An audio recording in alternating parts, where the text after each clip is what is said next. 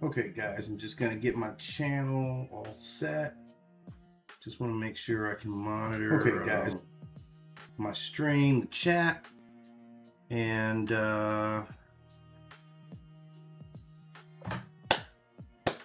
okay, here we go. So I had a user go in the comment section, Muhammad Obello, I believe it is, who asked me to do a longer, more detailed piece about this netter here, who is Hat-Mehit, the fish goddess of Kemet. And you'll find that name is written in a couple of different ways, but it all ultimately means the same. She is an ancient Kemetic deity or netter who is associated with the fish, the Nile's life-giving waters, and the city of Djedet in the Western Delta. Now, the Greeks would later call this city Mendes. Now, her name in general is known to translate to mean foremost of the fish, but there is another relevant word transformation that says invoke flooding or inundation, meaning her name could also mean foremost of the uh, inundation. And that makes her more than just a goddess who resembles a fish. Now she represents the living abundance that emerges from the Nile when it renews the land. Now, her origins go deep back into history. It seems as though there's at least going back to the Old Kingdom. She appears to have been a primary guardian goddess of Djedet and the surrounding 16th known as Kemet, and the fish became the sacred emblem for the entire region. And this tells us that she's not just attached to the fish itself. She embodies the identity, the environment, the economy, and the spiritual community. Now, the city stood on the Nile Delta, where water, fishing, transportation, agriculture, and trade were all inseparable ideas.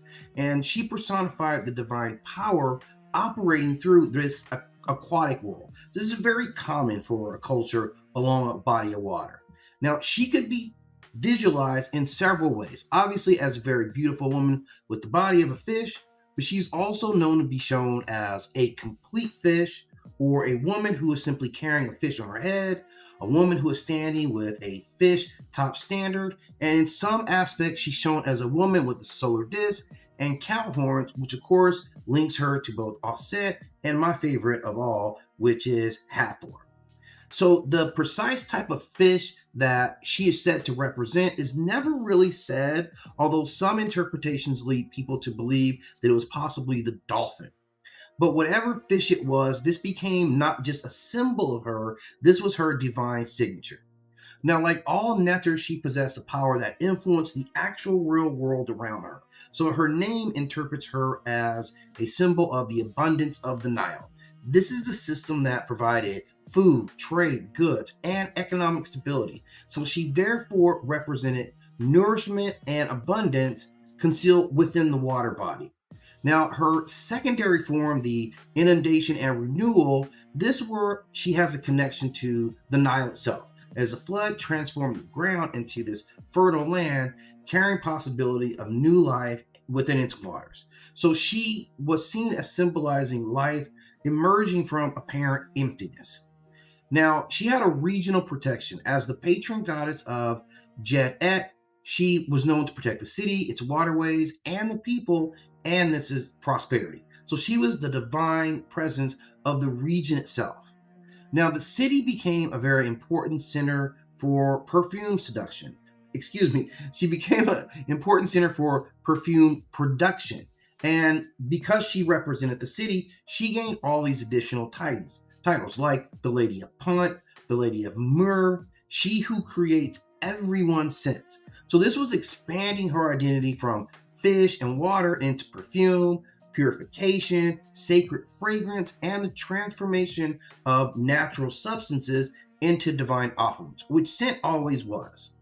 Now, in later myth, she became associated more with Isis and the dismembered Asar.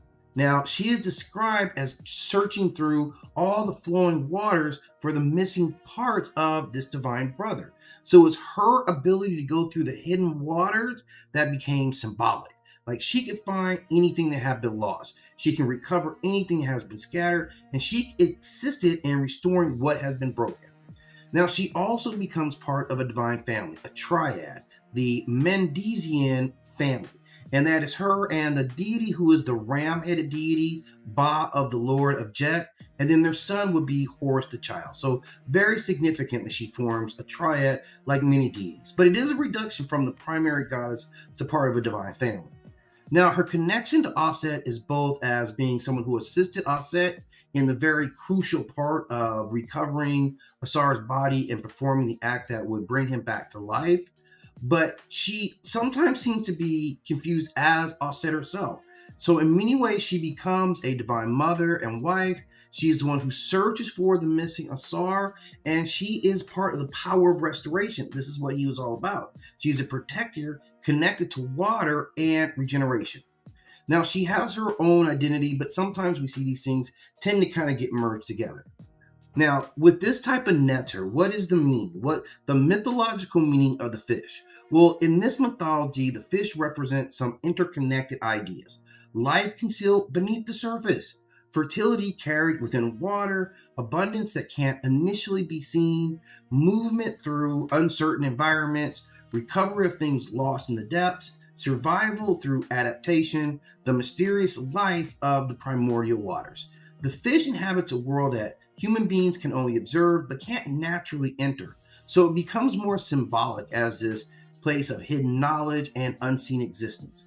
And she stands at that boundary between the visible land and the invisible water. So psychologically, she represents a part of us that's capable of moving through emotional depth without drowning. That she can kind of symbol through water, you get memory, trauma, and unconscious. She does not command those depths from the shore. She simply belongs to them. She's a part of it.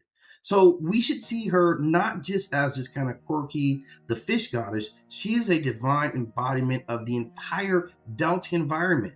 Its waterways, its nourishment, its commerce, its sacred fragrances, fertility, and the hidden abundance that all come from this area.